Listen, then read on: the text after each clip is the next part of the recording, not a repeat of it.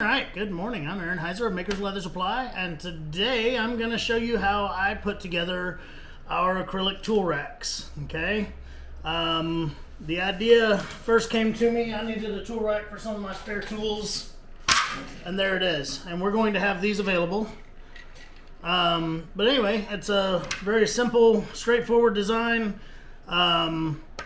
We have both clear and then also some dark tinted acrylic that if we can get the dark tinted acrylic in on a regular basis, then we'll offer it as an actual choice on the website. But for now, you'll either get the clear or the dark tinted.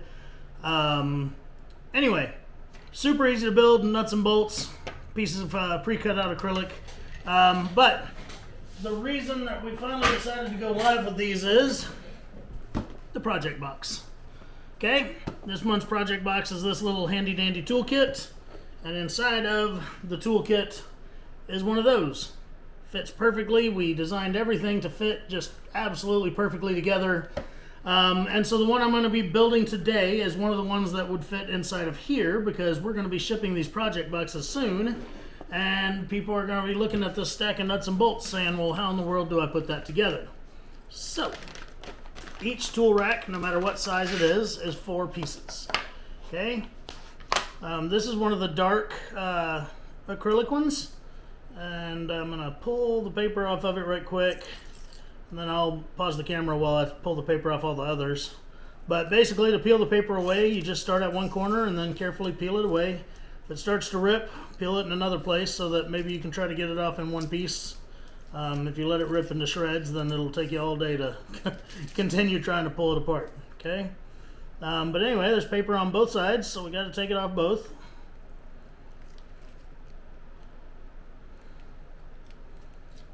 This it looks kind of black, but it's not black. It's kind of a dark gray finish to it. It is translucent. You can see through it. I'll show you in a second. I haven't decided which one I like more. In the toolkits, I like the darker one. It just looks nice.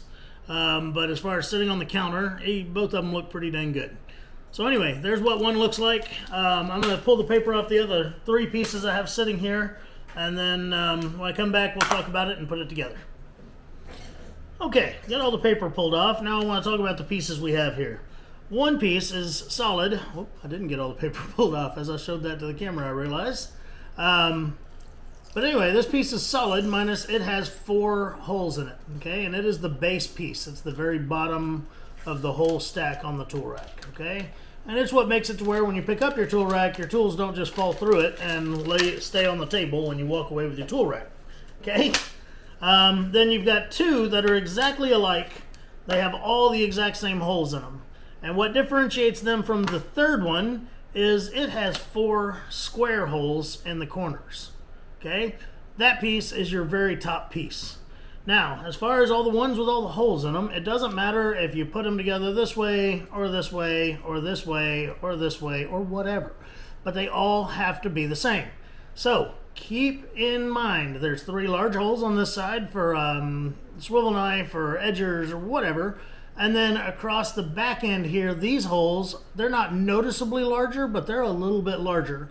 And they're in a little bit different of a pattern as far as how many of them there are and everything than these others. So that's how you can keep it all straight and know that it's all going together the same. Because if you put one of them together on this way and then the next layer is behind it and all that, your holes aren't going to match up and you're not going to be happy. Okay? You'll be cussing old Aaron. It happens. So we're going to start with the one with just the 4 square holes in the corners. Okay? And that is for carriage bolts. Now, when we first placed the project box, the toolkit for sale, I ordered enough to make 250 of these little kits. And when I ordered them, I ordered nice, pretty stainless steel bolts. Okay? Much nicer. They don't have writing on them and stuff like that. Actually, there is some writing, but it's in marker. You can take an alcohol pad and wipe that right off, or some Windex or who knows what. But anyway, it's very easy to get off. You could even buff them up and polish them and make them just super shiny and stuff. But stainless steel bolts, because they're just prettier. Okay, The zinc bolts from Home Depot, they're okay, but stainless ones are nice. Anyway, I'm off topic. I ordered enough bolts to make 250 of these. So if you do the math, 4 bolts per, that's 1,000 bolts to make 250 of these. And we had record sales on just the first night offering the toolkit. And so I immediately had to call my bolt guy back the next day and say, can I double that order just in case?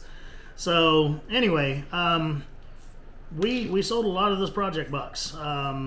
And I'm really happy about it. That tells me that I've designed something here that people like and people are interested in. It always makes me happy when we sell a lot of the project box. It doesn't have anything to do with the money.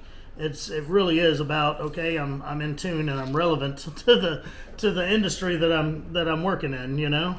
All right, so I'm gonna take one of these bolts and I'm gonna put it in that square hole.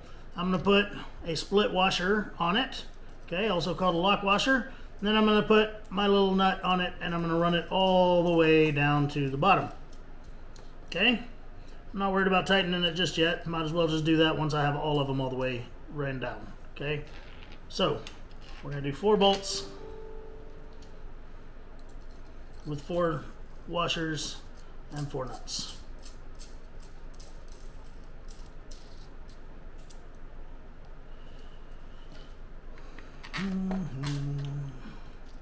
I've built a bunch of these already because I built one for every single one of the tool kits, the leather kit that I built or that I've designed here. As I was trying to get the sizing on it just perfect and all that stuff, I had to build another one of these for every one of them, so I've built a few. Alright, so all 4 bolts, all 4 lock washers, all 4 nuts. I think I bought, like I said, in the first pack of them, there's 5 nuts on each, 3 lock washers on each bolt, that is. So that's 20 nuts per. There's a lot of nuts. All right, now you got 2 choices with the wrench that you can. Well, you got a couple of choices, but anyway, 7/16 if you're a SAE standard kind of fella, 11 millimeters if you're a millimetric kind of fella. Okay, either one of those will fit this little bolt. And you're just going to tighten it down snugly, okay? When it stops turning, you stop turning it, okay? This is acrylic. You will, if you try to hulk it in, you're going to hulk it way too far, okay? Whoop. I might need a different lock washer for that one because that sucker is on there. Hang on. This lock washer is on top of itself, and that's not good. Just 1 second here. It's not cut right. I will inspect lock washers as I put them in packages. Alright. Let's do that again.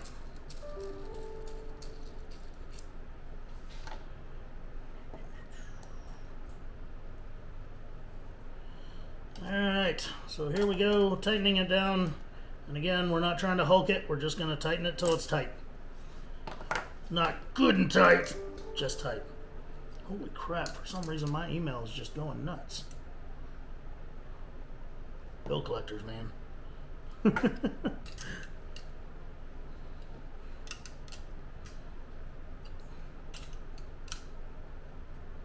Okay, ready for the next layer. So what I'm going to do is I'm going to take 4 more nuts and just run them down on it. Okay, and I'm going to run them pretty far down, but they don't need to go all the way down. I'm going to put the next layer of it approximately 1.5 inches from that top layer. I know right now it looks like the bottom, but it's the top. Okay?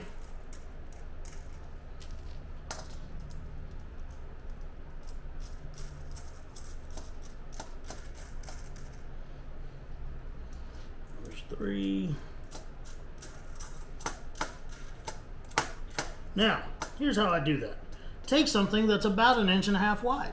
It can be a strip of leather or something like that. I'm going to use one of our 6-inch rulers because they're 1.5 inches wide. And I'm going to take the next piece of plastic and I'm going to put it on here. And again, I'm going to orientate it the exact same way. The larger holes are right here. The bigger holes are right here. I'm just going to set it down on top of those bolts. Okay? And then I'm going to take and put my ruler right there underneath it. And then I'm going to back those nuts up until they touch the plastic. And that will ensure that it's pretty much straight on all four sides. Okay, if you don't do this, your middle row might be crooked, and functionally it shouldn't be an issue, but aesthetically it will not be pleasing. And we like things to be aesthetically pleasing, don't we? That's why you'll watch me, right? I am aesthetically pleasing? No? I tried. Alright, on top of that, 4 more lock washers. And then on top of that, 4 more nuts.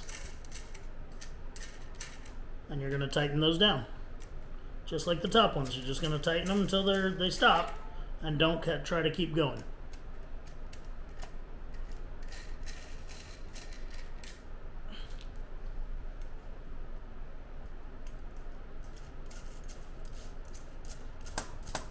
Okay.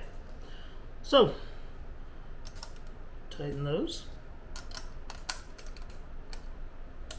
And this is the only layer that requires any measuring. The other layer, the last layer, is pretty easy how I do it. There we go. And again, a 7/16 wrench or an 11mm wrench. Your choice. You can be a millimetric person, we will still accept you. You can be a standard person, and we will accept you as well. Very equal opportunity here at Maker's Leather Supply.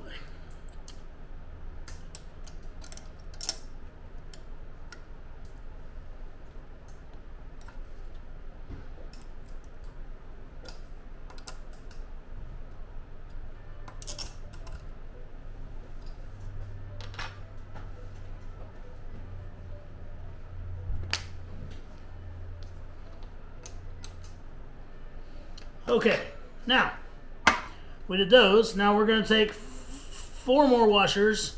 Sorry, 4 more nuts and run them down. And then we're going to set 4 more washers on top of them. I only have 3 washers right this very second because that one is messed up.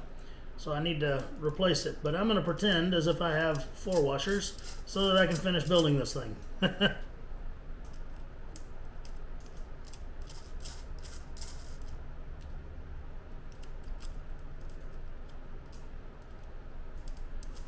Actually, you know what I'm going to do is I'm going to see if I can, oops, I'm just not paying attention to what I'm doing.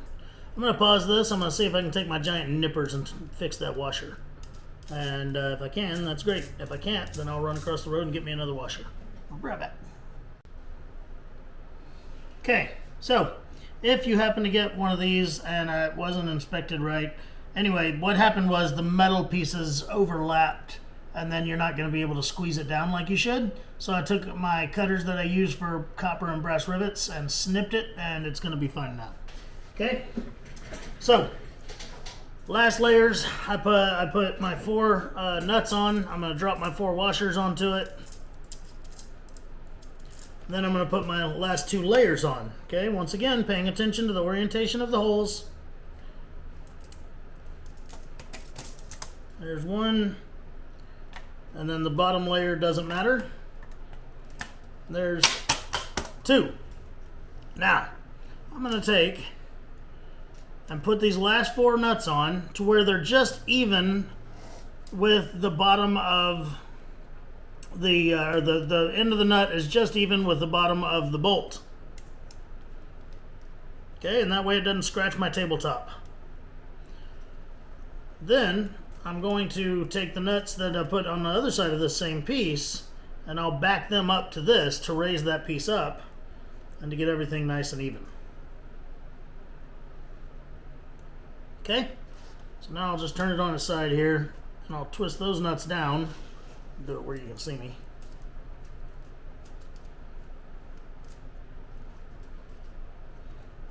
It'll help to just go ahead and pull the piece down, and that way you're not trying to twist those nuts against it. Okay. Then I'm going to take my wrench and tighten those up. Okay, and I'm not tightening the bottom ones because I want them to be flush so that they don't scratch my table. So I'll tighten those ones here.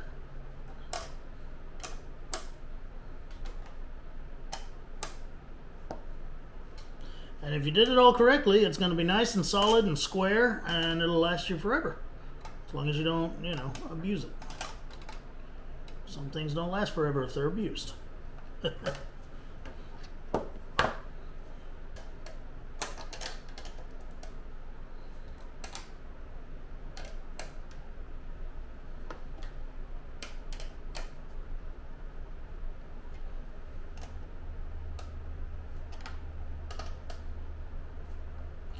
Now, once you're done with this, if you got your fingerprints all over it and it's the dark one, you can just use some Windex or something and get your fingerprints back off of it, make it all pretty.